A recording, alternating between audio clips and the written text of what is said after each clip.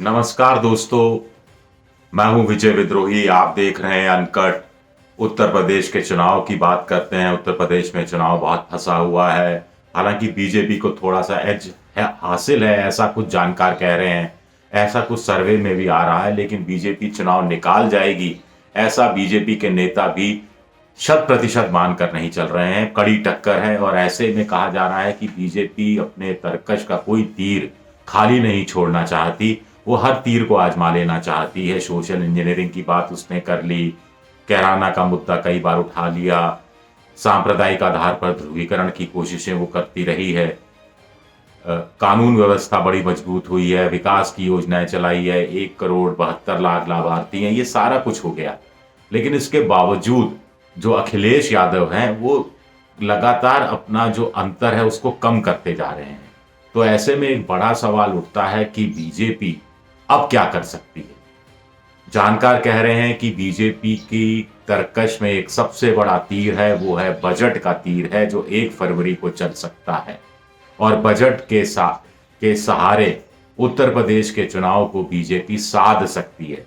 आप कहेंगे कि बजट तो देश भर का होता है, इसमें 5 राज्यों को कैसे साध सकती है, खासतौर से यूपी को कैसे साध सकती है।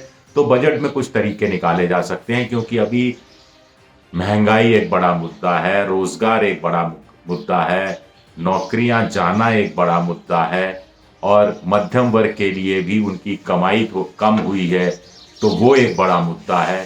किसानों की समस्या एक बड़ा मुद्दा है। और ये ऐसे मुद्दे हैं जिन्हें राष्ट्रीय स्तर पर एक बजट के जरिए सुलझाने की कोशिश हो सकती है। योजनाएं नई बन सकती हैं जिसका सीधा सीधा लाभ उत्तर प्रदेश के हो। कहा जा रहा है कि गांव में जैसे मनरेगा है, वैसे शहरी क्षेत्र में भी मनरेगा लागू करने का दबाव है। और उस सिलसिले में कुछ प्रयोग के आधार पर कुछ पायलट प्रोजेक्ट चलाए जा सकते हैं, और उन पायलट प्रोजेक्ट में उत्तर प्रदेश के कुछ पिछड़े जिलों को लिया जा सकता है। इसमें कोई ऐतराज भी नहीं करेगा। कुछ पिछड़े जिले उत्तर प्रदेश के होंगे, कुछ महाराष्ट्र के होंगे, कुछ तमिलनाडु के हो जाएंगे, कुछ आंध्र प्रदेश के हो जाएंगे, कुछ राजस्थान के हो जाएंगे, कुछ जम्मू कश्मीर के हो जाएंगे, तो कोई ऐतराज भी नहीं करेगा। इसके अलावा भर्ती को लेकर जो देरी हो रही है, उसको लेकर हो सकता है सरकार कोई भर्ती बोर्ड का गठन जैसी कोई बात करे।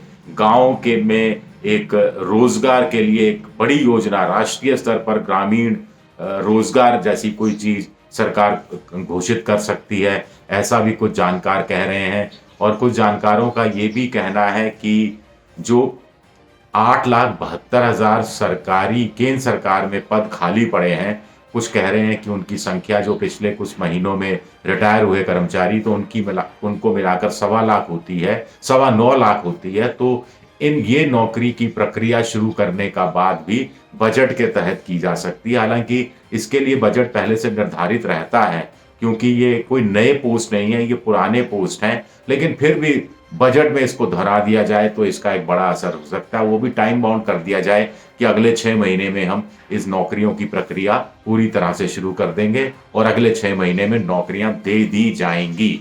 ऐसा भी कुछ हो सकता है। इसके अलावा हो सकता है कि कुछ जैसे नए एक्सप्रेस हाईवे, उसमें एक एक्सप्रेस हाईवे तमिलनाडु को दे दिया, एक केरल को दे दिया, 2 उत्तर प्रदेश को दे दिए, एक बिहार को दे दिया, ऐसा भी हो सकता है। एम्स है, आईआईटी है, कुछ और एम्स या कुछ और आईआईटी सेंटर खोलने की बात हो सकती है। उसमें उत्तर प्रदेश के भी कुछ जिले आ सकते हैं, और राजस्थान के भी और आ सकते हैं, पंजाब के भी कुछ आ सकते हैं, छत्तीसगढ़ के भी कुछ आ सकते हैं। तो ये सारी चीजें हैं जिनको शायद बजट में कुछ शामिल करने की कोशिश की जा सकती है, ताकि जो युवा वर्ग है, जो बेरोजगार है, जो महंगाई के से त्रस्त है, उसको किसी तरह की राहत दी जा सके। सबसे बड़ी बात मध्यम वर्ग को राहत देने की बात है, तो इनकम टैक्स में जो छूट है उसमें कुछ रियायतें देने की बात के लिए कहा जा रहा है। उसमें क्या रियायतें सरकार देगी, अगर वो रियायतें देती है तो क्या उत्तर प्रदेश का जो मध्यम वर्ग है उसको वो वोट के नाते, चुनाव के नाते भी प्रभावित करने में कामयाब होगी, ये भी एक बड़ा सवाल उठता है। हाउसिंग पर जो टैक्स की छूट है उसमें कुछ बढ़ावा दिया जा सकता है, ऐसा भी कहा जा रहा है। इसके अलावा भी जो सेंट्रल लेवल पर कुछ जो केंद्रीय योजनाएं हैं उसमें कुछ राहत की बात हो सकती है, जिससे सभी राज्यों को कुछ ना कुछ राहत मिलेगी। और खास तौर से उत्तर प्रदेश बड़ा राज्य है, उत्तर प्रदेश में बड़ी संख्या में लोग रहते हैं, 15 साढ़े 15 करोड़ वोटर अकेले उत्तर प्रदेश में है। भारत भर में करीब 90 करोड़ वोटर है, तो उसका देखिए छठा हिस्सा तो उत्तर प्रदेश का है। तो बड़ी संख्या में ये वोटर प्रभावित हो सकते हैं। किसानों की जो मांगे थी उनको सरकार ने कुछ हद तक पूरा किया, क्या तीनों कृषि कानून वापस लिए, लेकिन फिर भी किसानों के लिए 6,000 रुपये की किसान सम्मान निधि में पैसा दिया जाता है। क्या इसको बढ़ाया जा सकता है? 6,000 की जगह 10,000 किया जा सकता है, 12,000 किया जा सकता है, एक सवाल है। दूसरा, जो खाद पर सब्सिडी के नियम है उसमें क्या कुछ और आकर्षक उस स्कीम को बनाया जा सकता है? सिंचाई को लेकर या बिजली को लेकर तो केंद्र सरकार कुछ नहीं कर सकती। बिजली को लेकर तो क्या जो नया कानून बिजली बोर्ड का आ रहा है उसको ठंडे बस्ते में रख दिया जाएगा? इसमें कुछ ना कुछ अपने बजट के भाषण में कुछ उल्लेख कर सकती हैं निर्मला सीतारमण, ये एक सवाल उठता है। या फिर किसानों के लिए उनकी फसल का जो निर्यात होता है या फूड प्रोसेसिंग सेंटर हैं उनकी बड़ी संख्या में खोला जाना, जो कोल्ड स्टोरेज है उनको खोला जाना, या ऐसा हो सकता है कि एमएसपी में कुछ और चीज़ों को शामिल कर लिया जाए। बहुत सारी ऐसी चीज़ें हैं जिनसे किसानों का ज़िंदगी, किसानों की जो खेती है, किसानी का मामला है वो हल होता है या कुछ राहत मिलती है। तो क्या वहाँ कुछ दिया जा सकता है? तो कुल मिलाकर सबकी नज़रें अब 1 फरवरी पर निर्मला सीतारमण वित्त मंत्री के बजट पर है, और दिलचस्प होगा देखना कि उत्तर प्रदेश के लोगों के हिस्से में इसका क्या कुछ जाता है, कितना कुछ जाता है। शुक्रिया, बहुत बहुत शुक्रिया।